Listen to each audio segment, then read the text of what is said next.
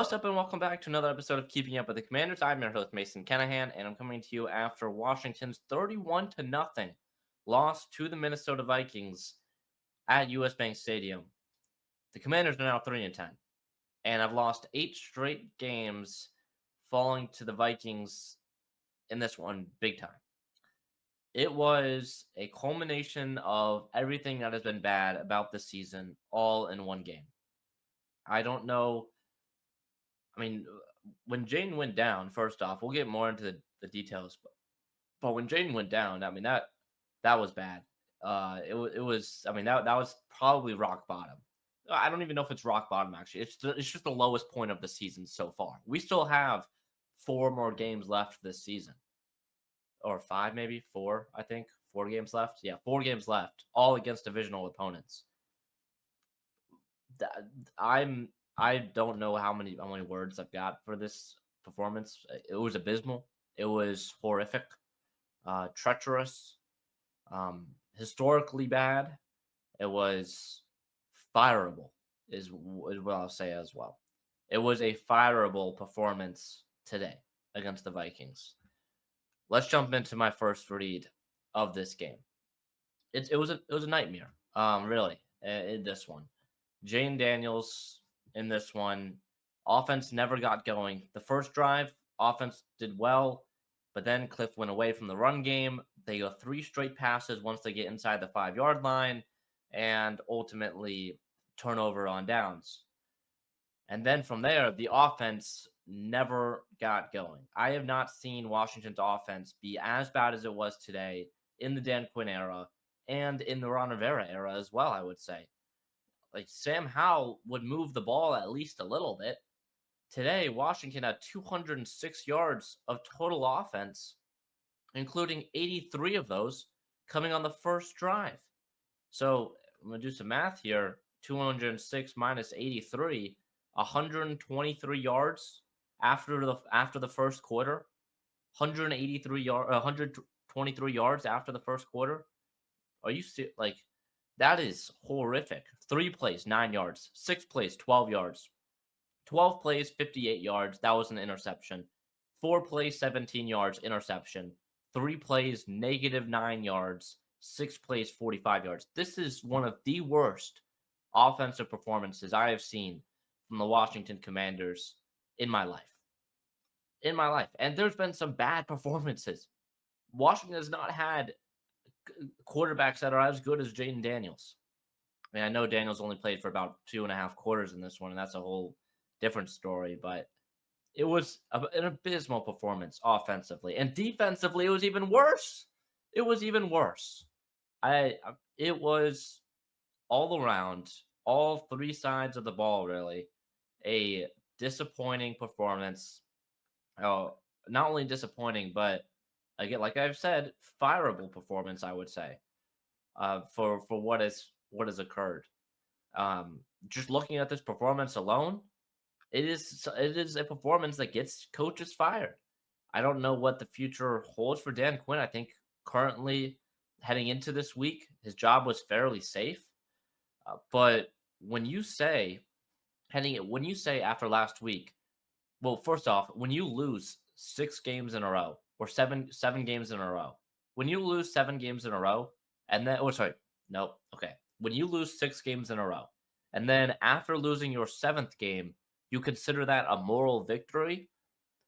Oh, we lost the game, but we're not lost anymore.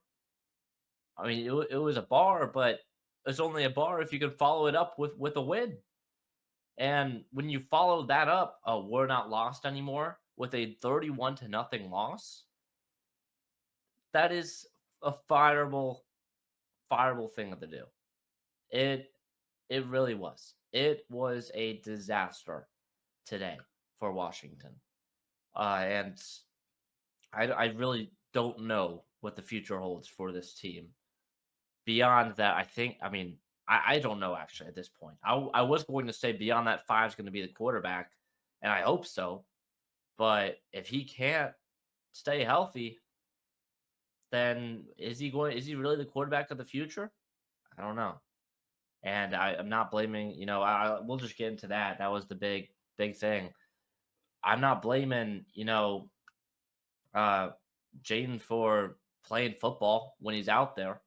Football is a physical sport. You're going to get hurt. It's going to happen. It's kind of just why is he out there in the first place? And I've kind of said I originally thought that I didn't want Jayden to play the rest of the year. And then last week, it kind of once they played against the Broncos, I kind of realized that he's going to play this year, whether I like it or not. So I kind of bought into that. And I mean, he didn't even last 3 quarters out there. And for the 2.5 quarters he was out there for, 9 completions for 20 yards, 78, oh, sorry, 9 completions, 20 attempts for 78 yards, and then threw an interception in there as well, which was the screenplay, which, like, the number one rule when you go up against the Vikings is to not throw a screen pass on Andrew Van Ginkel's side. We've known this from his time in Miami, known it from his time at Minnesota. He's done it at both places, and whether whether you like it or not, he goes, he bats the pass, bats the screen pass, and is able to pick it off. And luckily, Terry McLaurin saved a touchdown.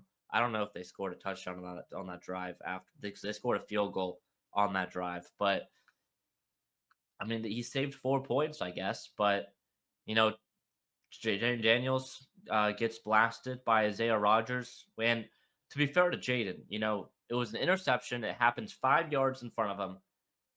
If your instinct is to go tackle the guy, it's not like you look like you're giving up on the play based on how close Andrew Van Ginkel was. So there's that aspect as well. But the fact that he couldn't even go and try and tackle the guy without getting hurt is definitely worrisome. And Isaiah Rodgers, it was, I mean, I don't really blame him for the hit because it looked like Jayden was going to be able to get to Van Ginkel and tackle him. And Rodgers had a great angle to pick up a nice block without, being illegal. But it was, yeah. I mean, it sent Jayden flying, and if he fell right onto that left elbow, and he was out for the remainder of the game. So, I mean, from that point, Mariota threw 4 passes. So that that shows a confidence or the lack of confidence that they have in Mariota. And yeah, I mean that's really that. Let's just jump into the offensive side of things. All right, offensively, I've already talked about it a lot already. It was a struggle for the majority of the game. I felt Cliff Kingsbury's play calling was atrocious. Both sides' play calling was atrocious, but I really thought Kingsbury's play calling was atrocious, especially on that opening drive. Once they got down to the red zone, they tried to, kind of a leak out a pass to Brandon Coleman on third and goal, and that didn't really work out. Instead, you ran the ball to get down there, and Chris Rodriguez at one point was averaging 6 yards a carry, and you go pass, pass, pass once you get inside the 5, and you can't convert on fourth down. I mean, that was horrific. And then I felt like the protection as well could have been communicated better. It felt like Washington was underprepared for Brian Flores's pressure and blitz packages that he has, which are, very exotic compared to every other team's blitz packages, just because, Brian Flores is known to bring, 6, 7, 8 guys to rush the passer. But it really felt like the offensive line was not prepared for the packages that were brought, and it felt like Brian Flores, blitz wise, just completely outplayed Cliff Kingsbury. And that happens to a lot of offensive coordinators, but an offense that has really thrived over the last year and a half, or really year, and then this year's kind of been hit with a lot of injuries. An offense that's really thrived in the Cliff Kingsbury era here in Washington, we haven't seen them just be stalled out like this so quickly. It was very worrisome on Washington's offense already having a lot of expectations on them to succeed this season, and them already kind of disappointing this season. And now once you get Jayden Daniels back, you have Jayden Daniels back, you have Terry McLaurin back, you have Noah Brown back. You've got everyone out there except Austin Eckler. Today was supposed to be the day Washington's offense got back to where it was in 2024, putting up 30 plus points a game. and being one of the top 5 offensive units in the league. Instead, they score 0 points. They are 3 of 10 on third down, 1 of 3 on fourth down. It was an embarrassment of a performance on Cliff Kingsbury's side, and there's really no other way to put it. Terry McLaurin had the 28-yard catch on the opening drive. It was like one of the first plays of the game. Afterwards, 2 catches for 13 yards on 5 targets. It was that was bad. That was bad. And I mean that's not entirely Terry's fault, right? Because your quarterback is gone and your quarterback's under pressure a ton. But it felt like Jayden was running around for his life back there. And I got to look back at, was it the protection from the offensive line not giving him, time, or was it communication with all the exotic blitz packages that Flores runs? I don't exactly know, but it was horror. It was horrible. It really was horrible. And and they turned it over too. Once Mariota came in, he threw an interception. Jane threw that interception to Van Ginkel. And Mariota threw the one. Mariota threw the one to Harrison Smith. So they were turning the ball over as well. Marcus Mariota also lost a fumble on the strip sack as well, or not strip sack, but when he was running to try and pick up the first down on a third down late in the game. But the game was already over at that point. So 3 turnovers for Washington's offense, and Washington's defense, which we'll get into in a second, couldn't force a turnover at all. But yeah, it was bad. It was bad. Uh, the rushing attack I felt like was really solid for a majority of the game, especially in that first half. And Cliff Kingsbury went away from it really quickly. Now, was this because Washington got down in this one pretty early? They were down 14-0, early on in the second, or about midway through the second quarter, and it felt like Washington's defense wasn't going to get a stop throughout the entire game. Is that why they were going to the pass? I don't know. But man, they felt like they passed it a ton and they didn't run the ball. Ultimately, 24 passes to 23 runs, but that includes 6 scrambles from Marcus Mariota and Jayden Daniels. So you look at the running backs only getting 17 carries, and Washington passing it 24 times. They just didn't have the ball for long enough compared to Minnesota's attack, where they ran 34 rushes and 23 passes. So definitely definitely something to note for sure in this one. But yeah, I think that's what I have on the offense. Moving on to the actually, let's stay with the offense for a little bit longer. I want to talk about Jayden and kind of where I stand with him in terms of what the rest of the season looks like and heading into next year. Look, I don't think you can keep him off the field, and I'm going to assume he was fully healthy and not rushed back, which is not true. So I don't know why I said that, because it was clear that Jayden Daniels was not fully healthy, or else he wouldn't have that splint that he had on his elbow, or the it wasn't a cast, but I mean, if you're watching the game, you know what I'm talking about. He had some medical stuff on his by his elbow to help stabilize it for this game, and he was playing through that, and still got injured. He got injured, and ultimately it backfired on Washington, and he's now hurt again. Clearly, when he goes down, it is what is 14, not 21, 17. It's 14 nothing when he throws the interception and goes down. But it feels like at that point it's 20 plus nothing, because Washington's offense couldn't do anything, and Minnesota was getting whatever they wanted. So yeah, it was bad already, and it makes sense for Jayden now to come back in this game. I don't know if we see Jayden the rest of the season. I hope we do. Maybe I want to see this offense have some success before we go into 2026, because that, and with Jayden at quarterback, so that is kind of where I stand. I get you don't want Jayden to be hurt. I don't really care, because he's going to have to play football at some point. And throughout this entire season, the offense has never looked good. Beyond the Chargers game, which happened back in week 4, week 3, week 5, where They scored 27 points, and Jayden threw for over 200 yards. They ran for over 160 on the ground. That offense was humming. But that was the last time this offense really had that success, or the success that I felt like in that one. Um, and I guess the Raiders as well. They put up 40 plus in that game. I don't know. Was that all for the offense? I think they had maybe had a defensive touchdown in that one, or maybe special teams touchdown. Yeah, they had the Jalen Lane punt return touchdown, but they still put up 30 plus offensively on offense. So I'm very um I'm very you know I want to see what Jane can do at some point this season. Now, additionally, a few other things. I'm catching up on Dan Quinn's presser now. Dan Quinn says Jayden Daniels could have returned, but it was a call to keep the Commanders franchise quarterback out.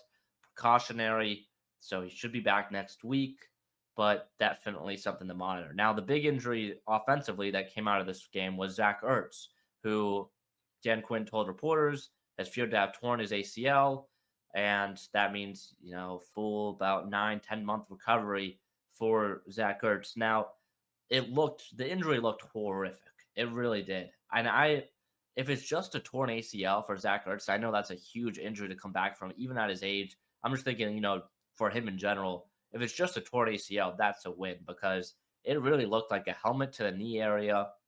It looked like he could have torn a lot more, broke some bones potentially.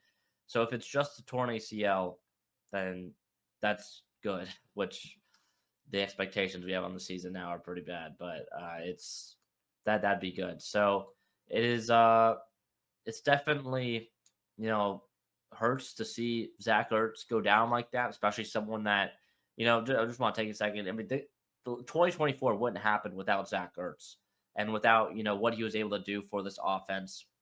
It was one of the more underrated free agency signings that Washington and Adam Peters had in Peters' first offseason for Washington. And ultimately, he was able to be a very, very good, reliable target for Jayden Daniels in his rookie season. And he has been. He had over 500 yards this season as well. So him going down like that is definitely big pain. It does mean more playing time for John Bates, and Ben Sinnott is probably the main one. Ben Sinnott has to be, tested. He's got 4 games. If Sinnott shows that he can be something in the receiving game, I think he has a spot on this roster next year. If he doesn't, I really don't know if he's on the roster next year, which is crazy for a former 3rd round pick.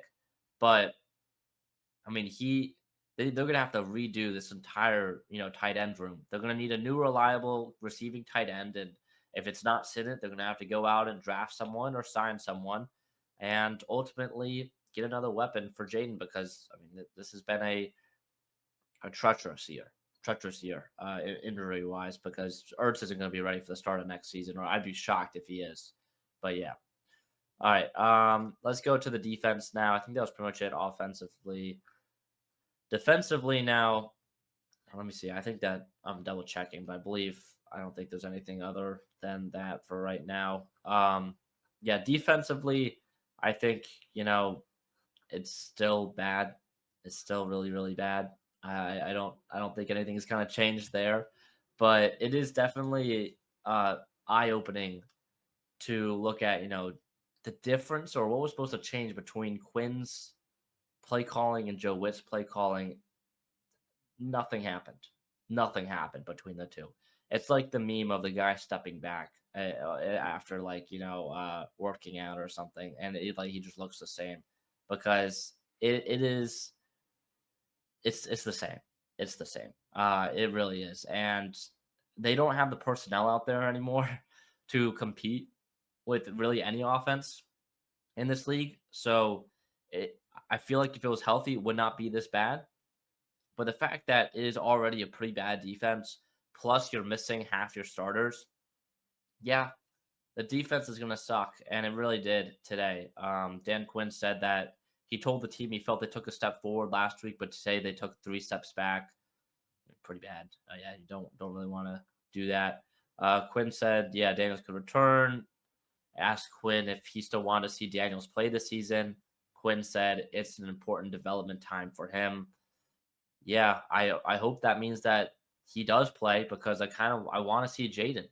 And I get that you risk injury with him, but and the season's lost, but I just want to see some success. If you get one successful game or a few successful drives, maybe a successful half with Jaden at quarterback at some point the rest of the year, I'm happy with seeing that and then putting him away until 2026. I just want to see some success and have some confidence in this offense before waiting 7 months until next season or 8 months until next season. So that's yeah.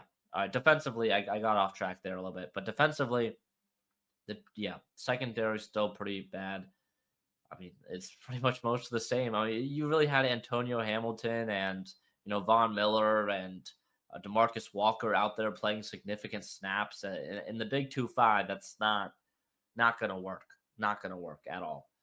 So that is definitely something to monitor, something to look at because it's I mean, I've given up on this defense at this point. I know they're going to be the worst we've seen ever, and they've consistently been the worst we've seen ever.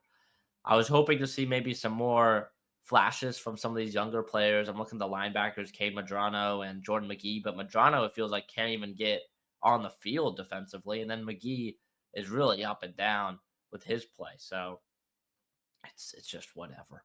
It's really just whatever. It's pretty bad. But I am, some guys. I think Jacob Martin's on a 1 year deal. I definitely want him back next year. Sanders still. It's been a rough season for Sanders still, man. But hopefully he can, bounce back in 2026. And then Quan Martin is definitely going to be gone after this season. So I'm curious to see what happens with Bobby Wagner. I definitely think, Wagner's still a solid linebacker, but not what he once was in coverage. And you definitely need to rebuild that linebacker room eventually. Today, he had 16 tackles. I mean, he was putting it all out there today. I believe that's a season high, or it should be a season high because that's crazy. 16. So I hope that, we see some good play from him, but I think this might be his last year. So it's definitely been a struggle defensively, and it continues to be. I think it's going to be very important who Dan Quinn hires as his defensive coordinator, assuming Quinn still has a job after this season, which I think there's still definitely a 95% chance Quinn still has a job. But before this week, I would say it was a 99% chance. So don't think this week helped at all in terms of Quinn's job security. Definitely, it's like when you're in the car and you turn on the seat warmer if your car has a seat warmer, right? It's on level 1 right now. It's on level 1 in terms of Quinn's seat. I think this is a fireable game. Now, Quinn's performance last year definitely, has kept him away from this season being his last in Washington, I would say. But 3-10 and an 8-game losing streak is not going to help your chances or your likability among fans and among your bosses currently. So, yeah. All right. Final thoughts here on this one. I it is a disaster of a season. It's a nightmare of a season. It's been a disaster. We've got 4 games to go. All of them are divisional games. Giants, Eagles, Cowboys, Giants. Oh, sorry, no. Giants, Eagles, Cowboys, Eagles to finish off the year. The Giants game next week, of course, will probably be the one with the best chance to win. But assuming the defense can't improve at all, then Dart's probably going to carve it up. And the offense needs to improve because they got to match what the defense gives up. So that is going to be very important. Also, Eagles, Cowboys, Eagles. That's a rough stretch of games. And this next month for Washington is going to be pretty rough. So Washington is officially eliminated from playoff contention, I believe, with the loss as well at 3-10. So that is, something to note. And I think as well, I think maybe the Eagles have to win or something. I know Washington going into the week was eliminated from wild card contention, but they could still win the division because they have those 4 games left in division play. So we'll have to wait and see. But I'm pretty sure they're going to be eliminated after this week. But yeah, time to open up the tankathon. Washington currently sits with the 5th overall pick. Currently with the Saints win against the Bucks. Now there's still a few games Oh, sorry. Washington currently has the 6th overall pick. Because why? Because the Saints lost to the Bucks. Did the Saints lose to the Bucks? I thought they were gonna win. I thought they won. I don't know. The Washington on Tankathon currently has the 6th overall pick, and I think the Saints did win. Saints are now 3-10. Okay, I guess it's strength of schedule. Yeah, strength of schedule. So Washington currently has the 6th overall pick. The Browns also lost. Okay, the Browns lost. If the Browns won, then Washington would have had the 5th overall pick. That's what it was. If the Browns won, Washington would have had the 5th overall pick. Is now currently sit with the 6th overall pick after losing 8 straight games. They're tied with Cleveland, New Orleans, and the Jets at 3-10. Las Vegas is at 2-10. They're playing as I'm recording this, and then the Titans and the Giants both are at 2-11. The Giants currently with the number 1 overall pick, with the Titans win today. So that'll wrap things up though on this week's episode of Keeping Up with the Commanders. I've been your host, Mason Kinnahan. Next episode will be out next week following Washington's game. Hopefully, I don't even know at this point. Hopefully, it's just a more watchable game than this one against the Giants next week. But that'll wrap things up on this week's episode of Keeping Up with the Commanders. See you guys next one. Peace.